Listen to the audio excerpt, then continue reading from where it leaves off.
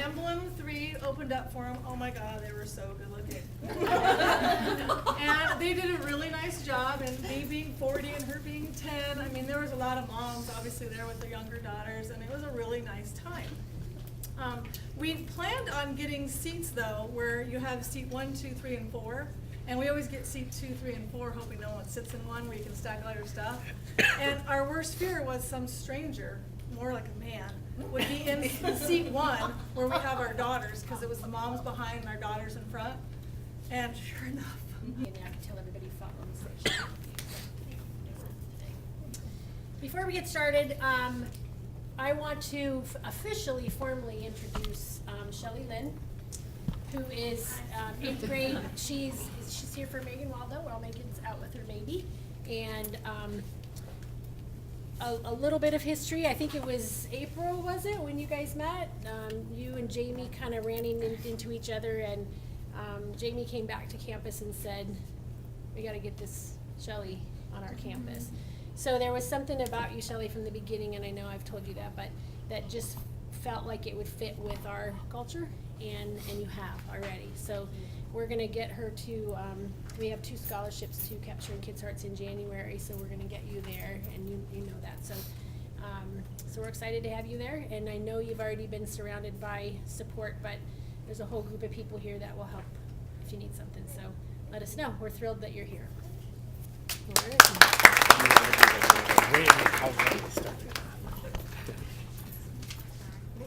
All right, and I have Tina Powell. Come on up here for a second. Where are you? Was she here? Oh, God. Tina, I received this in the mail. It's been a little while. And I had to learn about what it was that you did that was great to earn this. So let me read you what this is from the Legal Services John J. Ross Award for Teacher Excellence in Law-Related Education. So we had to do a little homework, and I'm sure you know, yeah, you already got a check, right? I should have. There was some cash involved too. I did not see that, but I probably did. So here, I'm going to give you that for a second. This, I don't know if that's going to stay there or not. The nomination for Justina Powell was submitted by Jamie Festadego at the high school. And here's what Jamie said about Tina. I would like to nominate Justina Powell for the John J. Ross Award. She's a teacher at Thunderbolt Middle School and has worked with her middle school students to develop citizenship skills. She's implemented iCivics and We the People in her classroom and has helped other teachers start the program in their classrooms as well. I think there was 3 of you that you went to iCivics this year? 4 of you. Justina encourages her students to problem solve and think critically about political and historical issues. She's an excellent candidate for this award. And then there's a whole list of things that you did to earn this. So we're proud to have you on our campus, and congratulations on this award.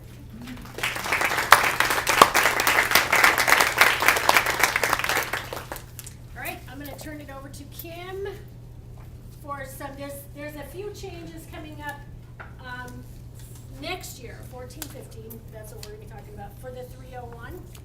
And so Kim's going to share it's a pretty brief PowerPoint.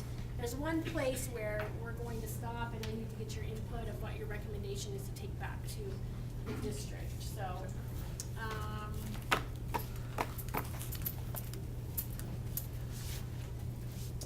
Linda, is the clicker over here?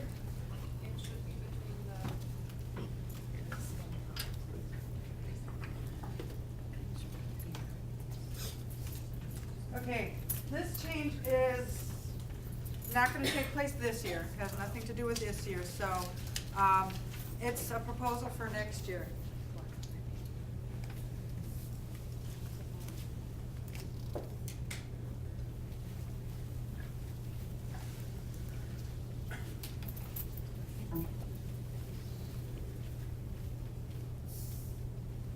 Okay, this is has to do with how we get paid our 301 money. Where's this gonna go? See, I still can't work. This might not be a clicker. Oops.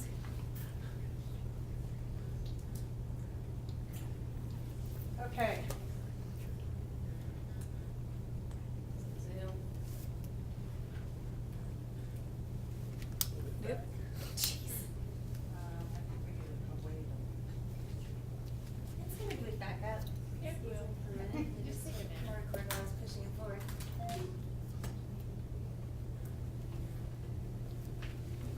part to them.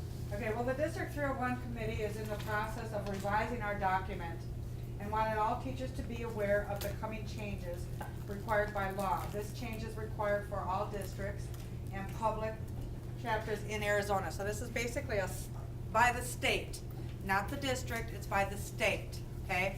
It's a new law that's coming up.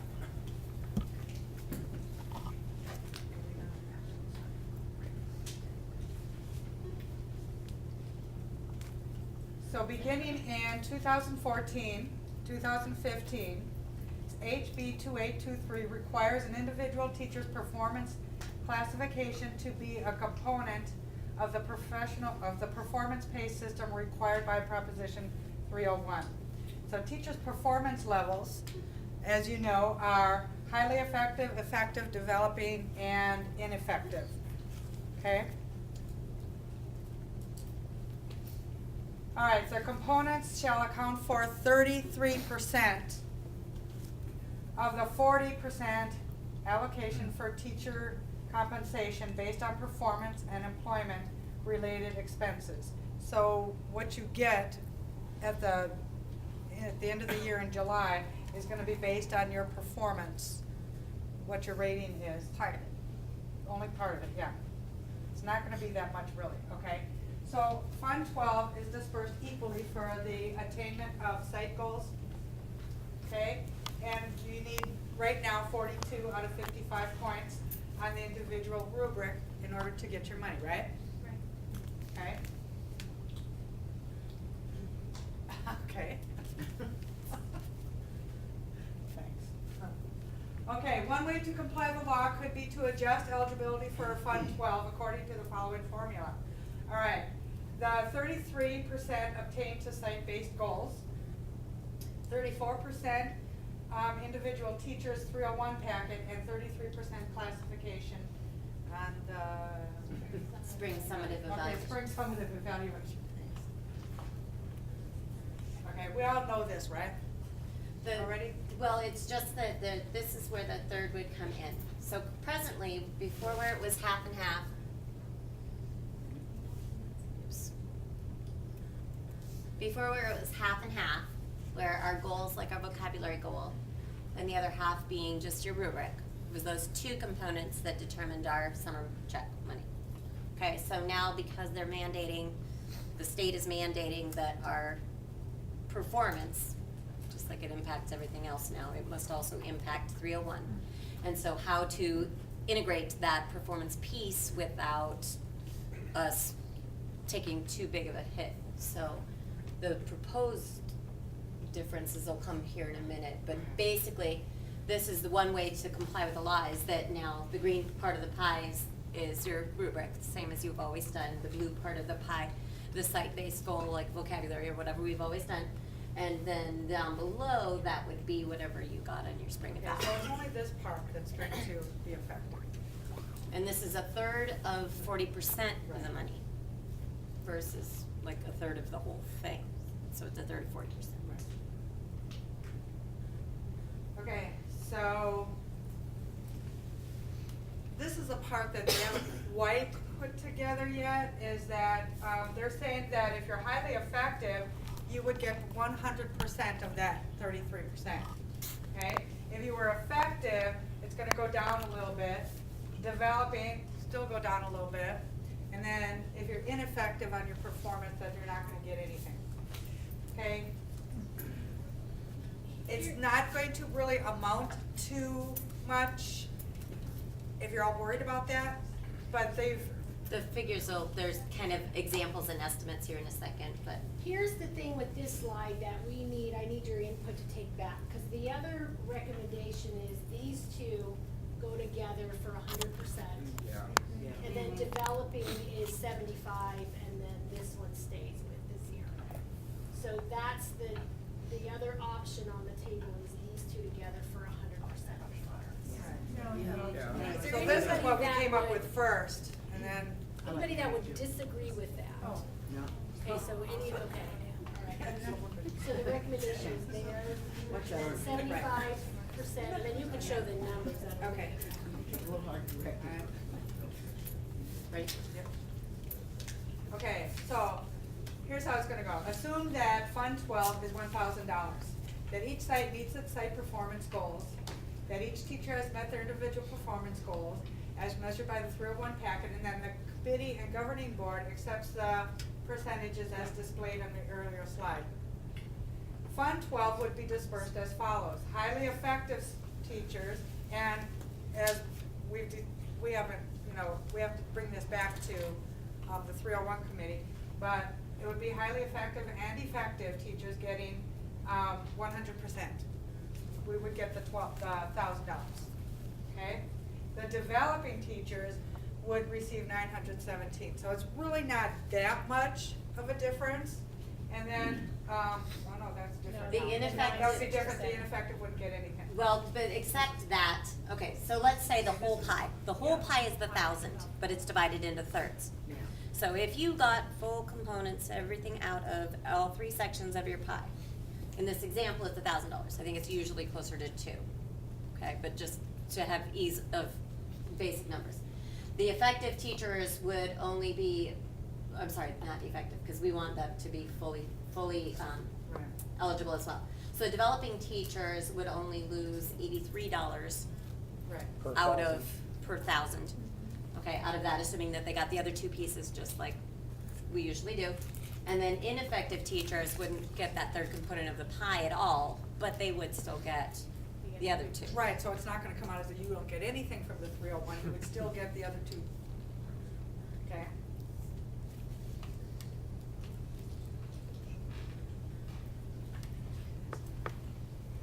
Okay, directions from the superintendent to the District 301 committee is to comply with the law in the least harmful way for the district's teachers. Okay, that is our goal moving forward as we revise the District 301 performance plan. Please note as well that historical Fund 12 payments have exceeded the $1,000 used in our example. That amount was solely to provide us with, so that we can see the picture. Is that it? Thanks. To summarize, as we see, the District 301 committee has its work cut out in adjusting our district performance pay plan with the requirements for the law without losing the integrity of the plan or its benefits to our teachers and students. If you have specific recommendations that you believe will help us in work of revision, please share them with your building principal, your site rep, or Katie Fitzgerald. Okay, so are we going, or you all agree that we could do the 2 together? I have to take this back to our next meeting. Here's a question, if the district gets funded, their allocated money, right? And then you're going to pay a portion, 75%, and if you've got 300 employees, right? Getting 75%, there's an overlap of 25%, boom, in the bank. And then you also have, and say 100 of them do that, that's how much money? Mm-hmm. 2,500? Something like that? Not bad. Okay, and then you also have the additional portion, which, if there's 25 employees that are labeled as ineffective and released from the district, then there's an additional 100% there. So there is, I don't know, another 25,000 or so, That money does that get goes reallocated back across to the the people. district employees? So you have to figure out and have all Well, the it results goes, in except first. that it goes into the pot for dispersal at the next dispersal. Because For there the has to be, next one. because there has to be time, because there's, what do they call that? Where you If you want- can challenge your, Oh, right. appeal, thank you. Is it Friday yet? The appeals process has to allow for Okay. that, opportunity, that money can't go anywhere until the appeals period has lapsed or passed. So it goes back in for the next dispersal. So it's entirely possible that that person might actually be eligible the next time for a piece of the money that they forfeited the previous time. But yes, in the event that they didn't earn it, it is back in the pool. But it's not dispersed until the next dispersal due to And the it appeals doesn't process. sit anywhere, correct? So you go, that 301 money goes to 301 people. Yes, well, except that if it's not earned this time, Right. it's in the pot for the next period dispersal, But it whichever. can't be used for anything Right, else? it I absolutely, don't it's think- is that just, what you're that's asking, that Jeff? pot. Well, I was just wondering, and then if you did it at 80% or 90% or 75%, and then you have to go back and retrack it and then add it back in. There's like kind of an exponential percentage thing that's happening where it's gonna mess up and then you have to recalculate on top and, so you're just gonna hold that money. And The that's pot- going the to pot go is- into the November check Right. of the next year. So the increase would actually happen to even new employees that would come in and. If it's unearned, it's August and unearned things and like it's that. dispersed later. So when you said that correct, that it's for the next year or the next, The next disbursement. which could Which be would be something, November. which could be a couple months later? Right. I mean, the summer dispersal, and only certain disbursements do have that Fund 12, and I would have to see Okay. the calendar again They're to the see ones that which, have the Fund 12. which disbursements are Fund 12 disbursements. I know that the summer one is, it's possible that only the summer one is a Fund 12, which is the part that the law applies to, is the Fund 12. So it would hold for a year. So, It would hold you for a were year. over here wondering, are you saying this is only this, 33% based on our highly effective, our classification? This is only going to affect us in July, since we aren't going to have a classification, or are we going off of the previous year's classification? It's your spring evaluation, but it Right. will not be this year's check. This is not going to be rolled into it Right. until our 14-15. So I your understand. summer 2015 check So if, is the first to be impacted by this law. but are the November and March checks going to be affected? My understanding is those are not Fund 12 disbursements. It's the Fund 12, it's the summer disbursement. Yeah. But what if you're a new teacher, you don't have previous year's classification? So we're not doing It's still, this is the spring disbursement for the summer Summer only. portion, because it's a Fund 12 thing, and I think that Fund 12 is only a summer disbursement. So we would be getting 100% in November and March, regardless of classification. My understanding is those are not affected, Okay. at least at this point. I mean, the 301 committee might find that the law must be applied across the board, but that's the biggest check, and it's the 40% that the law seemed to point to. That's my understanding. Well, and then the next question, if it's the 14-15 account and it holds to the next Fund 12, that's a full year. It'd be 15-16 when that would be released into that pot. So I don't expect that it's a lump of cash and there's somebody sitting there guarding it. That sits in an account I see and what you're there's saying. capital gains on it, there's interest. Does that interest also get accrued into the pot? I would assume That's a question. whatever kind of thing it's, I don't know. You guys can take that back. You want to take that back to 301 group? It's a good question. Any other questions? Okay, I have one more thing for 301, is that, there are a few of us in here that, or a few of you, that stay after school and do, like some clubs that you don't get a stipend for. Okay, like, the Social Studies Club. Do you guys get a stipend for that? No, okay. And there's another club, I think, I'm not sure how many are there, but you'd have to let me know and I'd look into it. But for those teachers that put in their extra time and stay after school for the kids, there's a waiver that you can sign that will allow you to do, if you have a minimum of 30 students, 30 student contact hours, you're eligible for a waiver to be used in 301 documentation, which means that instead of doing the 42 out of 55 hours in order to get your full compensation, you only have to do 30. 30 hours instead of 42. And this waiver would have to be handed back into me by May 1st so that I can go over it with the 301 committee. Okay? Yes? Quick question. Does it, it's contingent upon how many students? No.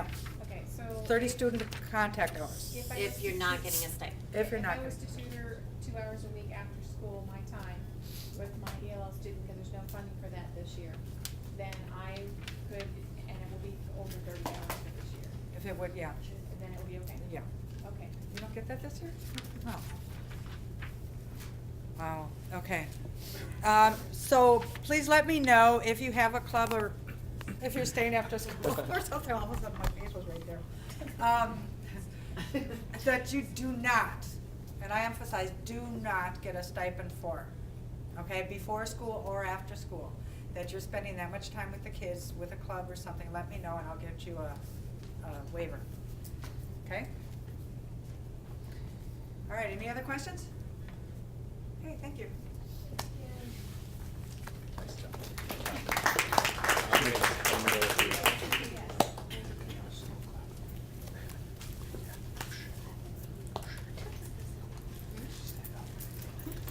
And I'm sure you all know that I'm DRC Babcock. I don't know that I've met you, Lynn, Miss Lynn. But I am the ELL coordinator here for Thunderbolt Middle School. And some of you may or may not even be aware that you have any ELL students in your classes. And I want to let you know that you do have some. They might be on what's called 2-year monitor status or 1-year monitor status, which means they've been proficient and now they're going and they're being mainstreamed into the regular classrooms. But you might find it helpful to know who these people are and kind of keep an eye on them, and maybe they need a little additional help or, you know, just maybe some other things. And stop me if I'm not saying anything correct.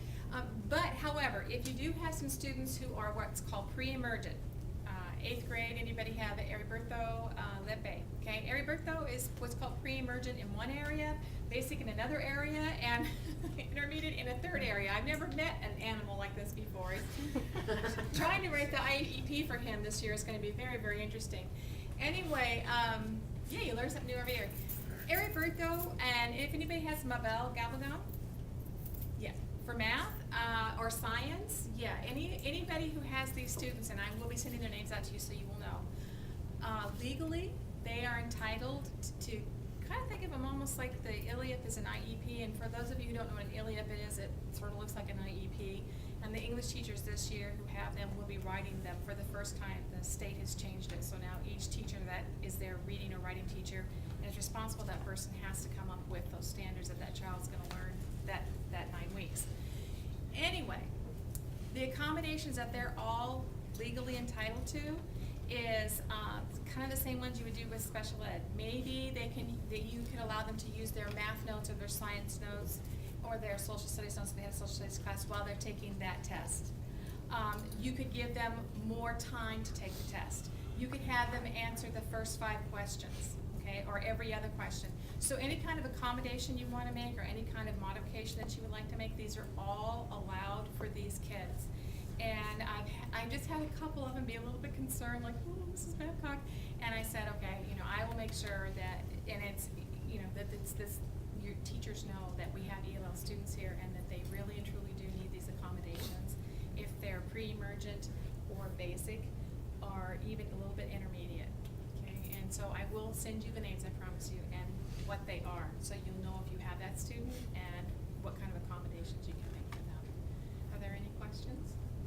When it comes to grading, like progress report or the grade, correct me if I'm wrong, if they have a C or higher, you can give that to them. If you want to put in there, you know, with modifications, that's fine too. If you just see that they're working really, really hard and they're trying really, really hard, someone like Mabel, oh my goodness, you know, you could just give them a credit.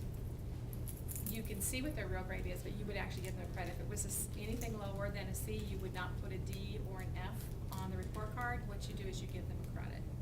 And that's the way that you have to give them that credit, okay, because they're working towards it. Yes? Can we still use Rosetta Stone with them? Rosetta Stone, sure. Yeah, anything that's going to assist them, help them, you know, to acquire that language, that's fantastic. And like I said, even in the science classes or the math classes, you know, they're still working with language or working with the numbers. And if you can let them have their notes to take that on that science test or that math test, that's a huge help. Okay, anybody else? Okay, I will send you their names and where they're at, okay? And when are you guys, are you writing the ILPS? The 22nd, we're gonna have a meeting, I think, in the staff office, just like right off of your office, and the teachers have accepted the meeting, and then Cynthia Dunham, Mrs. Dunham, she'll be here with us, and she'll be able to answer any of our questions and kind of guide us through the process. Okay? Thank you, Thank you. DRC, Thank for you. supporting our students. All right, you have, everybody has a sticky note on your table. We're gonna ask for some feedback from you today. Department chairs, you know, last week at the department chair meeting, I promise I won't be quite as emotional today, but I wanna make sure that I make it a habit to ask you all how you're doing. And I've heard from individual people that some of you are about at your breaking point. And I wanna make sure that if there's something that is causing that we can help with, that we know about it. So when I asked the department chair, teachers, just think about it. And there were 3 things that came up, and they really, I think all of them we were able to address, even the meetings kind of through talking to, we couldn't fix that, but I think you got some good feedback from Nick, and, so one of the things that came up that was really causing many of you stress that I had no idea was duty, your duties. So I'm gonna let Jamie talk about, kind of from that feedback, where that led to, and we don't have final answers yet, but I'll let you share with some of what we're doing. I don't know if this even applies to everyone, but if you're an afternoon duty, it definitely doesn't really apply. What we've tried to do is look at your concerns of that, some people have said that there's more people this year that have 3 morning duties than ever before. And the reasons why that is, we have less staff. We've also looked at where we have duty coverage, and we've made some selective choices now that the students are trained to remove a duty spot upstairs, the floater position, and also a position from the cafeteria, the main stage area. Those are gonna be taken out. So we're running the numbers, and we're looking at the number of staff members that have 3 morning duties. I think it's 19 of us. So I'm gonna ask for your feedback. How many of you who have 3 morning duties, if given the option to work with a colleague to, among yourselves, duty swap on one of those 3 duties a morning, a week, would be willing to try to duty swap and share with another person, so that would reduce your duty to 2.5 versus 3, or 2 a week, but every other week you would maybe have 3. So one week you might have 2, another week you might have 3. Does that make sense? Am I making sense? Yeah. Okay, how many of you would wanna do that? Okay. So that's what we're trying to do, and it's gonna take a little time to kind of plug in everybody in. Josh Sard has been really helpful with looking at that. It's something that we're considering doing, in January, so when we come back from break, maybe we can alleviate some of your morning time. So I appreciate your help with that and letting us know, so that we can try to make it better for your time. Yeah, Josh he's been huge, kind of Yeah. playing with the numbers and that. So that is a perfect example of, I didn't know to ask that. So I had no idea that was, but I can totally, once it comes out, it makes sense. You guys are all overloaded in 20 minutes. It just takes away, I know, the stress in the morning of getting here so that your classroom is ready. That's a big deal. So, so we'll get some support on that. The other one was the meetings we had duty. Do you guys remember? With discipline. I thought there was another one though that we really talked about. We talked about the duties, the discipline, and the meeting. Okay. So the big thing with the discipline is, I'm gonna say we, both of us, Jamie does obviously most of the discipline, but, we both are open to, if you have, like, can you help me understand this? That's absolutely fine to do that. In fact, feedback is good, but we can't say that's part of the procedure, is after every referral, you will get an email. We can't do that. So if you want that feedback and you want some clarification, and then you can certainly speak to this, but please reach out to Jamie, and I know Sharon, you gave some examples of, like, teachers are really helpful. I really invite you, if you're writing a referral, to come talk to me. I just had a teacher today come and say, what should I do? Should I write a referral? And I said, well, what would help this student to do better? And then if you come to me, I will ask you, like, what would help this student? What would make sense? What kind of consequence are you looking for? And if it's within the realm that we think it's gonna help the student, I'm gonna do that as much as possible. I just don't, right now there's probably 16 referrals on my desk. I'm about to make wallpaper out of it. And I just don't have time to come up to every one of you and ask you for your input, so please, when you have a chance, come by. Sometimes, I really appreciate that teachers will write, they'll attach the referral to Betty and sometimes CC me, and in the body of the email there may be a message that you don't necessarily want to be documented on the referral that goes home to parents, but that it's more information insight for me, that like I've tried lots of discipline with this student, please, you know, maybe this would be the next step. Okay, I welcome that. Okay. So I'm gonna have you think for a minute, hopefully you've already been pondering. If there was one thing right now that is leading you to stress, it could be anything, and these are gonna just be left in the middle of your table, so, what would that be? As honest as you, please be honest, and then I'm just gonna flip through and see if there's any common threads, or, because I wanna know if there's something we can do to help. So take about a minute, 2 minutes, and then when you're done with that, and if there's nothing, could you just put nothing right now, so I know there's one of these for everyone. I almost ate a Kit Kat wrapper. I had no idea. It was like just hanging outside. That's good.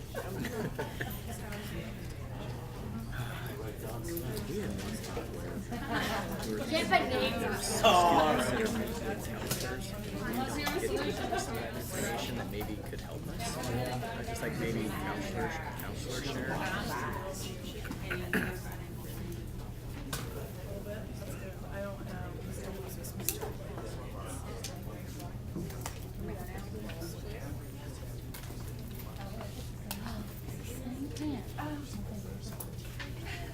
You have something to say? What? You have a presentation? I'm launching. It means that whenever you guys are done, we're done. Do you want a copy of this? I only have hard copies. I always want a copy of whatever you have. I want to see it. I have nothing. You have everything. I saw your email. You're eating chilies right now. I texted you, yeah. My phone was dead at the restaurant. I thought it would be funny if we could watch you pick up the phone and be like, creepy. Did she say she was kind of When you're finished, could you put your pens down so I know that you're done? Thank you. No rush. I just want to be able to see. This Kit Kat's my pen. She can talk. Just want to let you know that this is my pen. I'm not finished yet. Okay? This is to replace my pen. Okay. Okay, good. I'll give it back in a minute. Do you need to borrow from Mr. Anybody Zimmerman or have a Mr. pen? Kitchen? Because I have extra. I was giving Derek a hard time. What do you think about this? You can't really read my writing. I can.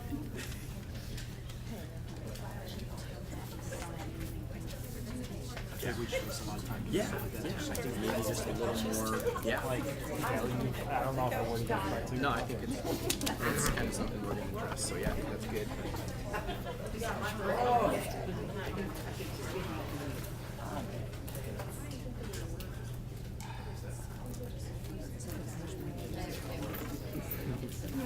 Oh man, the rest of email is kicked stuff, you know. Oh my goodness. Mr. Cook, you're getting abused by pretty much everybody. No, it's just math department. They're so rude. All right, if I could have your attention, even if you're not done with your Post-its. I am launching us today. It's just a quick little moment of take a breather for a second.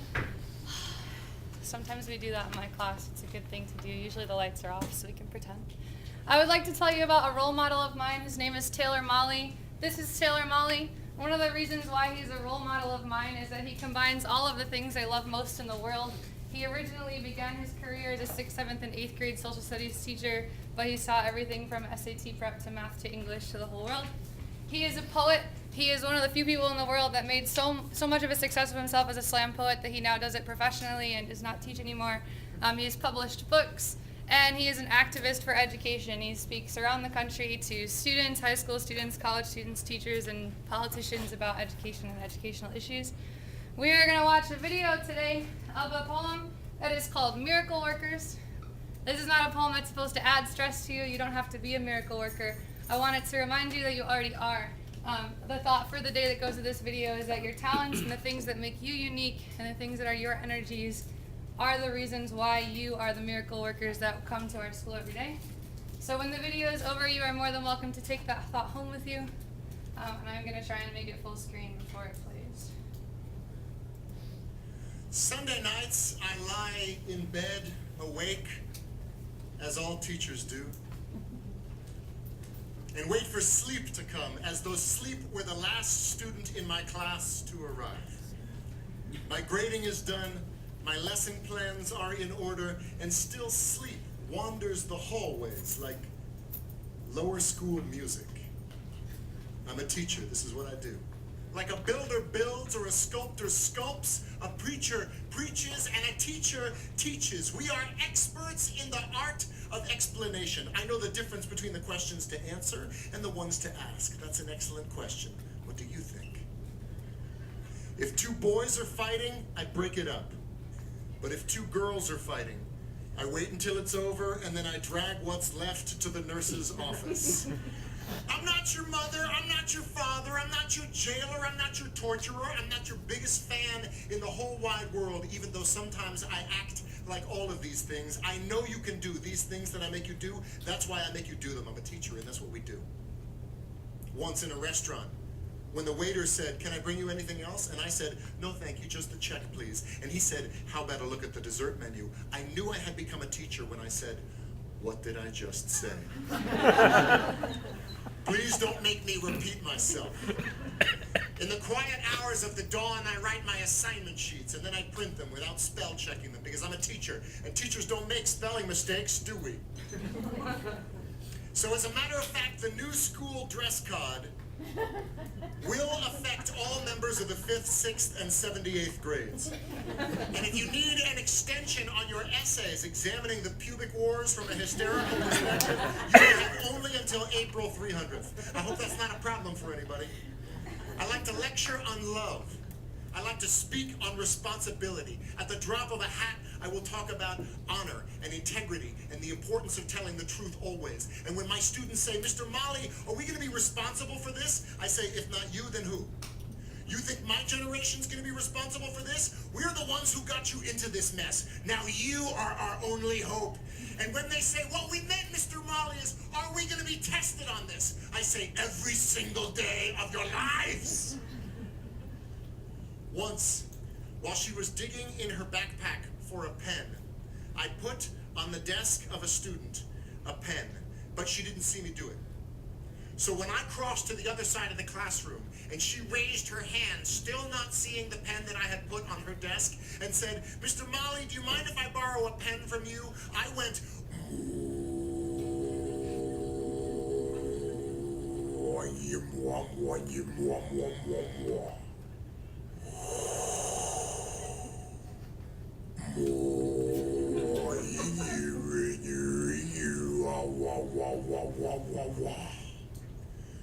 "You already possess everything you require to succeed, including a pen."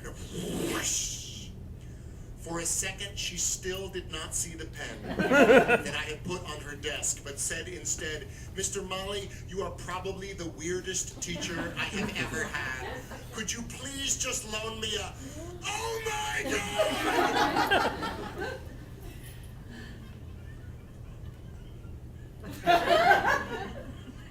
You're a miracle worker. How did you do that? And I wanted to say all I did was give you what I knew you needed before you knew you needed it. So thank you for the compliment, but education is the miracle. I'm just the worker. I'm a teacher, and that's what we do. All right, good luck. Go home.